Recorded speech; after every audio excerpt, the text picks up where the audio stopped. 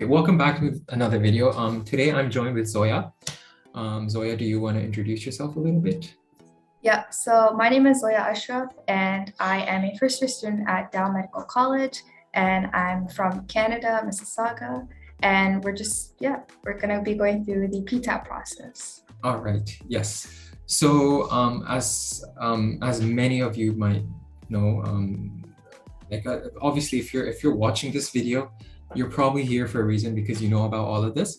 But so if you're an international applicant applying to Pakistan, there's several routes. I guess I guess you guys can take, and one of them is PTAP among the many. So the others are there was once an HSC seat, I guess. There was the direct, you apply to the medical college, you pay in US dollars. There was that simple route. And then the third and unique route is the PTAP route. And Zoya, do you want to tell us or tell the viewers what PTAP is? What is PTAP? Yeah, so PTAP stands for the Pakistan Technical Assistance Program.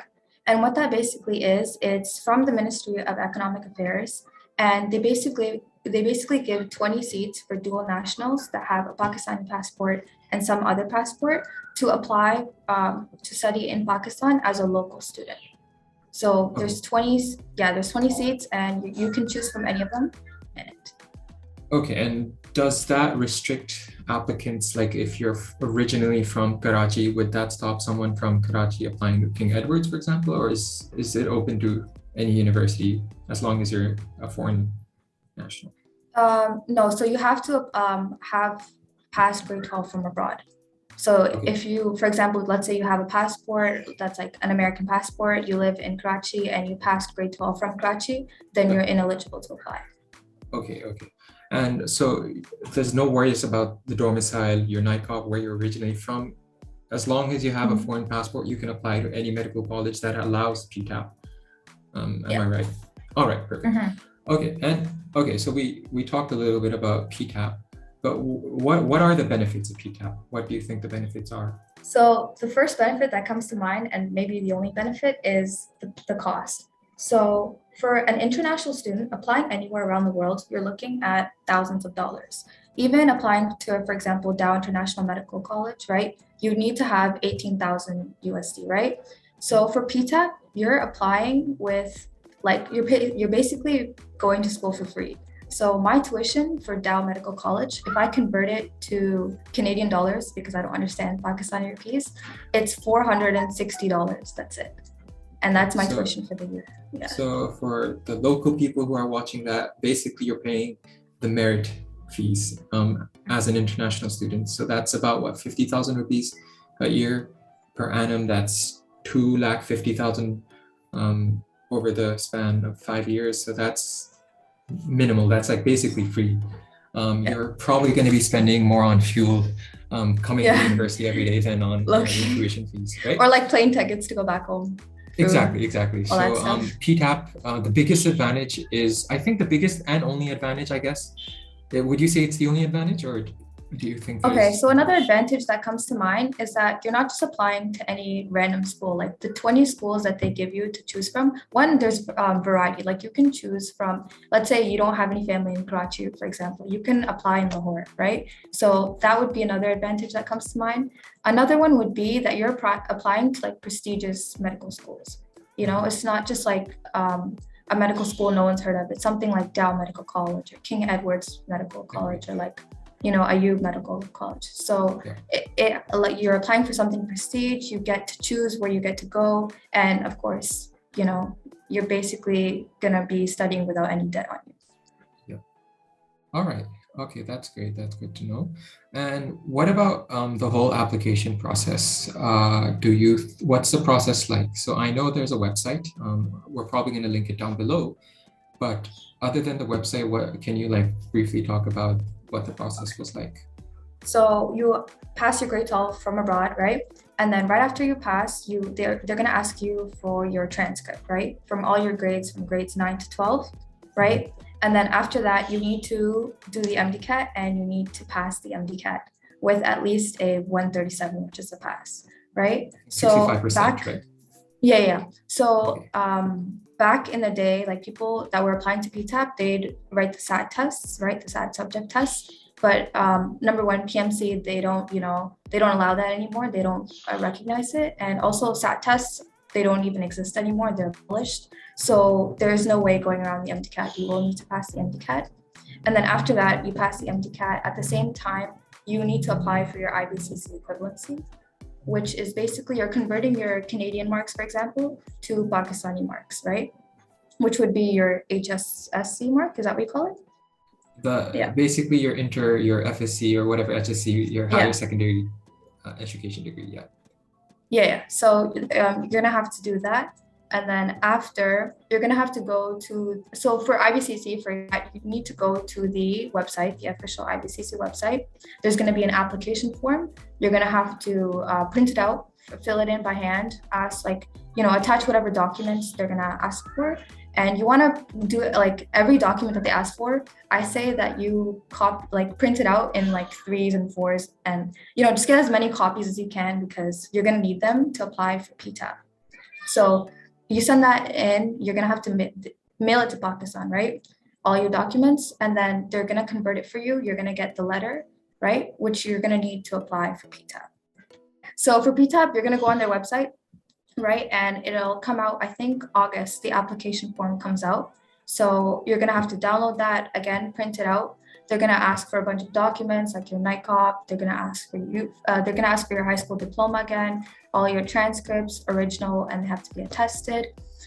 And then they're gonna ask for it in I think quadruplets, right? So you need 3 or 4 sets, and then you're gonna have to put that all together, send it back, and then you basically find out if you got in or not. Yeah, it's like a pretty tedious process because the merit list comes out in November and you're applying in August.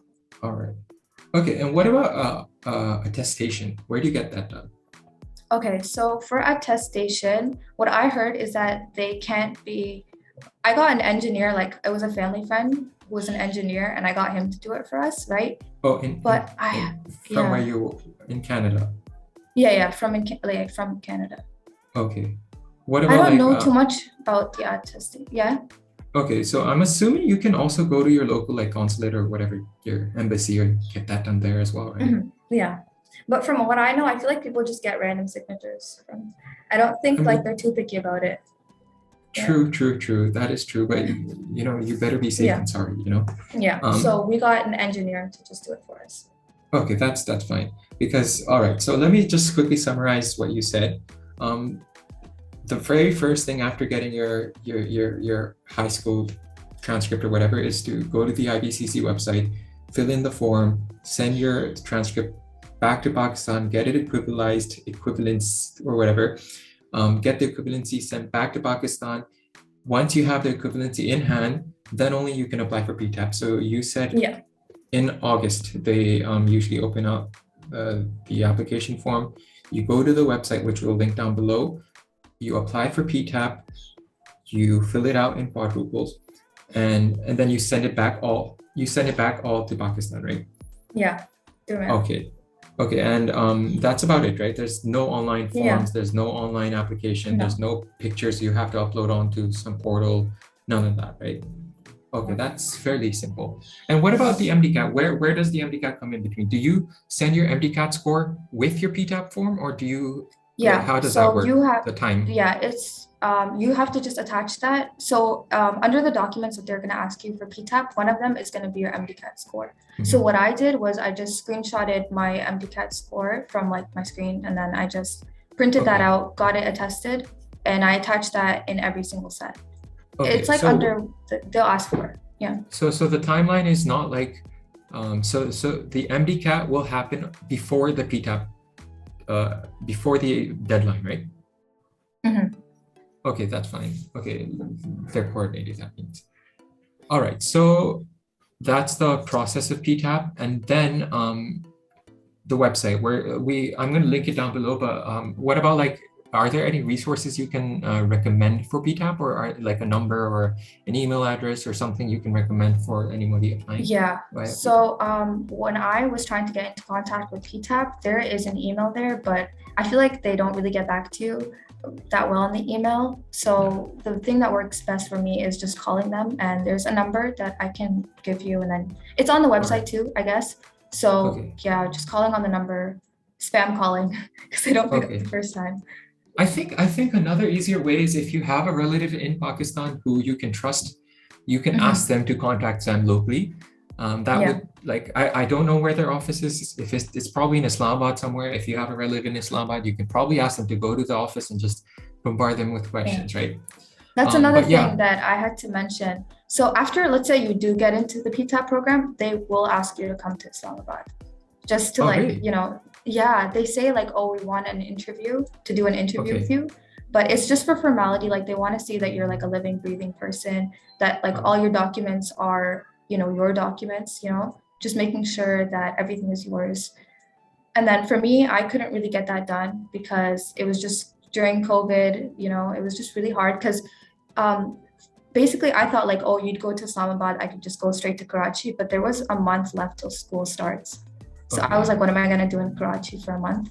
Right. True. So a lot of the other kids who got into PTAP, they went to Islamabad, but if you ask them to like accommodate for you and stuff, then they will. Oh, so by accommodate, do you mean like over As in like, Zoom or something? I got my interview done online. Like Oh, okay. through So you Zoom. had it over Zoom. Yeah. Okay, Yeah. that's perfectly fine. Yeah. Okay, so they also require you to go to Islamabad. That's interesting. Mhm. Okay, so the process is fairly simple, I think. Go to the website, take your MDCAT, fill in the forms, apply, and wait, right? That's about it. And can you tell us a little bit about like what the competition is like? What the merit was? What was the whole competition Yeah. like? Where do people apply Okay. from usually? So people usually apply from like the Middle East, right? You're looking at a lot of people applying from UAE, for example. Oh wait, no. No, they can't. No, they can't because they don't have the passport. Yeah. Yeah, it's a lot of just Canadians and Americans. I lied, sorry. And so the lowest score for the MDCAT was a 138, which is Okay. it's really low. Yeah, 138 is quite low. Mhm. And then they for the got in, HSCC and that one, guy got into Sims Lahore, wherever that is. Yeah. yeah, And then the highest MDCAT score from what I'm looking at right now is 170. And Yeah. that person got into RMU, Rawalpindi, whatever that is. yeah. So There's a lot of range. yeah, so it So varies. So the highest and the was lowest 170, the lowest was IBCC one. was Yeah. yeah, Continue. and the lowest IBCC was an 81%. So this year they changed it for my year. So if you do A levels abroad somewhere, right, Yeah. they're not going to cut off 10% for you. So for me, because I have internal evaluations in Ontario, meaning my teachers take my exams, they will cut off 10%. So my average was standing at a 97%. My IBCC came out to be an 87%, right? Which is And pretty so still people, high. yeah, but people, for example, who did their grade 12 from Saudi Arabia, right? And they did A levels, right? Yeah. They would not get that 10% cut off. Okay, so it depends on Yeah. where you're from. So if you're from Yeah. like Canada, I'm assuming, where else do they do that? So for US? Alberta, right? Yeah, Oh, in it US, I'm pretty sure you depends. get that 10% cut off. It depends. Yeah, even in Canada, it depends. Okay. Okay, so I'm looking at the list right now. There are, I think the majority of applicants are from Canada, and then there's a bunch of Americans, a bunch of British, there's one Irish person, and then there's two Bahrain people. So there's only four countries, four people. So I'm assuming, yeah, you don't have Middle Eastern applicants applying because Yeah. they cannot, they don't have the passport. They But need the passport. yeah, a lot of Canadians and a lot of Americans applied. Do you think when you applied last year, what would you say how many people apply? Is it in the hundreds or in the thousands? I would say it was in the hundreds because we called Oh. them up and asked Okay. because we were all like, waiting impatiently, right? And we were like, how many people are applying? So you're looking at 20 seats, around 250 to 300 applicants. So that is what, a 10%. acceptance ratio, which is pretty so I think the message I want to get across is if there's 200 people applying, 20 seats available, as long as you have like an 85 plus in both, if you have like an 85 plus in your equivalency, and if you have like an 80 plus in your MDCAT, you're definitely getting in, right? So so what about the issue of like, oh, if there's like 5 people who want to go to Dow, can those 5 people go to Dow, or is it capped to 2? No, so they ask you your first 3 options, right? Oh, okay. I think it's actually, your first 3 options. And then based on your merit number, let's say you're at the top of the merit list, then you get anywhere, your top, basically. So it's whichever spot fills up, based on the merit list. Okay. And other than the 20 people who get in, there's also a list of, there's 5 waiting lists. There's 5 people in the waiting list. So those people, I guess, still have a chance. And there's this one guy from Australia who was in the waiting list. So I will link all of this in the description below. What about BDS? Is there a BDS seat? Yeah, there is. There's 2. No, but there's 4. Yeah, there are. Oh, and so there's an MBBS seat. There's 20 MBBS seat, and from what I'm looking at, there seems to be only 2 BDS seats. And the person, it's funny because the person on like who got merit number 1 on the BDS has a 170 on the MDCAT, which is higher than the highest for MBBS. The highest for MBBS was oh no, it's not, but it's higher than merit list number 1. Because merit list number 1 probably really wanted to be a dentist. Yeah, really wanted to be a dentist. Yeah, wow. Chalo, that's good for her. Yes. All right. So I think before I end this, I just have one final question, and that's about the MDCAT. What did you do? How did you study? What were your, like, what would you recommend to a viewer? Yeah. Okay, so the first thing I'd recommend is to watch videos from Random and More, because you'll get proper guidance on how to do the MDCAT. But for me, I was pretty late on it. I didn't really know what I was doing. So what I did was I ordered KIPS books from Pakistan, and I just studied. I downloaded the entire syllabus for the MDCAT, and I'd basically go through, study a concept, mark it off. And then at one point, what I started doing was, there's a website called WiseGot, right? And because my MDCAT was, I was writing the test on September 30th. So people would post questions that came up on their MDCAT, and then I would just go through those questions as a review. And a lot of those questions did repeat by the end. So that was kind of my way of, getting by. But there's a whole, my tip for people who are doing the MDCAT from abroad is that it's going to be really different to what you're studying, but don't be disheartened, because you just need to focus on passing.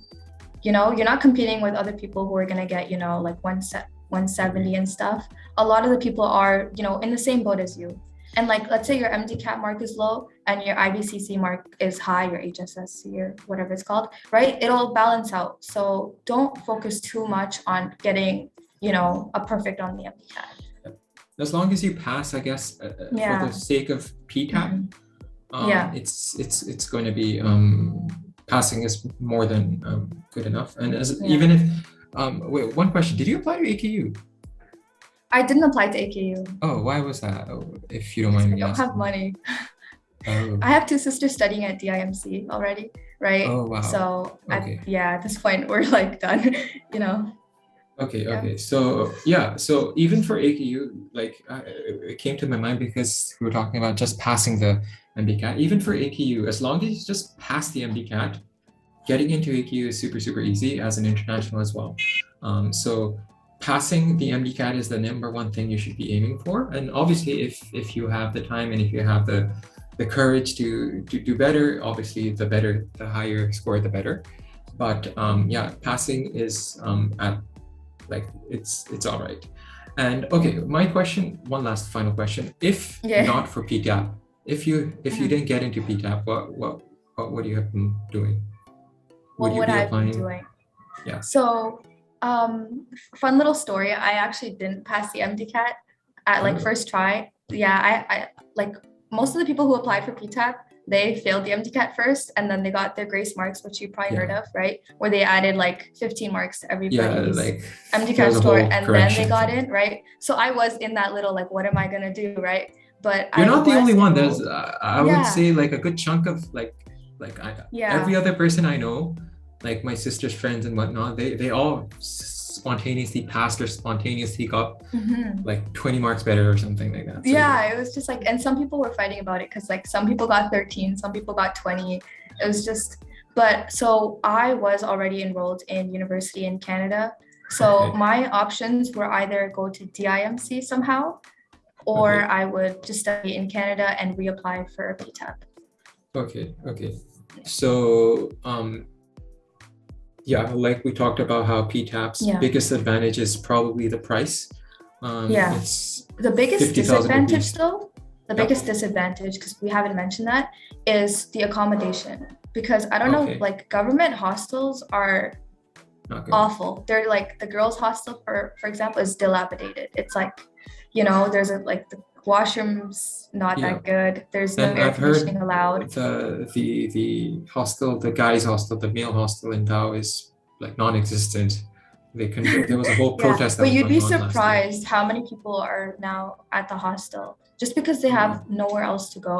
Accommodate, like, so before you apply for PTAP, really think about your accommodation. Because, like, even when I came to Karachi, I didn't think about it. I was just like, yay, I got into Dow, let's go. But yeah. then, you're just going from one place to another. It's not good for your Mhm. mental health. So think about your accommodation, your transportation, where you're getting your food from, all that stuff. Because Yeah. for something like DIMC, the hostels are like pretty lavish. The food, it's easy It's to get amazing. and stuff. Yeah. But for like, DMC, you have to really like take in those factors into account. Agreed. And I think we talked about how if you have a relative in Pakistan, that's you're Yeah. probably best applying to that city. So if you're from Yeah. Lahore, if you're originally from Lahore, if you have a relative, an aunt, an uncle, or something from Yeah. Lahore, or from Karachi, or from whatever, I think it's best you apply to that city's Yeah. university. And another just tip for people watching this is to really be on top of everything when it comes to handing in your application forms and stuff, because you want to factor in the time it takes to mail documents, right? Yeah. Like, for example, one time my documents, they got lost in the mail, right? Oh, wow. Like through shipping. It was just, and then they say like, oh, after a certain deadline, we're not going to take in your application Yeah. and stuff. So you want to do everything in advance. Right after you graduate high school, get that transcript, be on top of all this entire process. All right. Yeah, that's a good advice. I people lose their mail. Yeah. All right. So yeah, that's really well said. Zoya, before I end this, do you have any last, like other than that, any last advice, any last recommendation, MDCAT or PTAP wise? I say for the MDCAT, just chill out. Like it's, focus on what I said before, focus on just passing. For PTAP, stay on top of everything. And it's really not, don't take too much stress for anything like that. Be on top of everything. And that's pretty much it, Yeah. I don't Agreed. really have So anything else. let me try recapping the dates if I can. So the AKU's application form is starting. It's coming out on the 13th of March. That is, I don't know if this video is gonna be uploaded by then. The AKU's test. Let me check when the AKU's test is happening.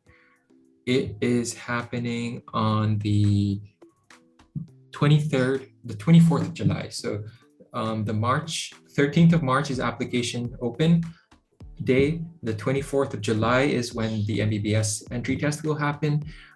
Zoya said that the PTAP application starts during August of late August of this year. And according to what PMC put on their website, the MDCAT of 2022 is going to happen between the 15th of August towards the end of September. So there's a whole month of the MDCAT test. And Zoya, I forgot to ask you this, but where did you take your MDCAT? So this was an entire problem in of itself. So basically, they had international test centers, right? Yeah. But the only international test center close by to us was in Chicago. But because of COVID, they were just like, no, you can't go to America at the moment and stuff. Oh yeah, so the we had borders to were call. closed, right? Yeah, the borders were closed. So we had to like, email them, call them a bunch of times asking for a center in Toronto. So they accommodated and gave a center in Toronto. And Okay. it was kind of like an embassy area, and we had the same tablets as everyone else. And we did it pretty much the same way everyone else did. All right. All right. Mhm. So August 15th to September 20th is when the MDCAT will happen. August is when the PTAP application starts. So those are the general dates you should have in mind. I'll probably have it linked all down in the description below. I'm gonna end the video now. So thank you so much, Zoya, for being on this video. Yeah, so if there's any question, feel free to hit us up on Instagram. And Zoya, if you're comfortable, I can tag your Instagram or whatever on. Yep, that's perfect. Works for me. Yeah, so I can add you. I can link your Instagram down below, so you can always contact her directly for any questions and queries. And yeah, thank you so much for watching. Like, share, and subscribe. And yes, bye.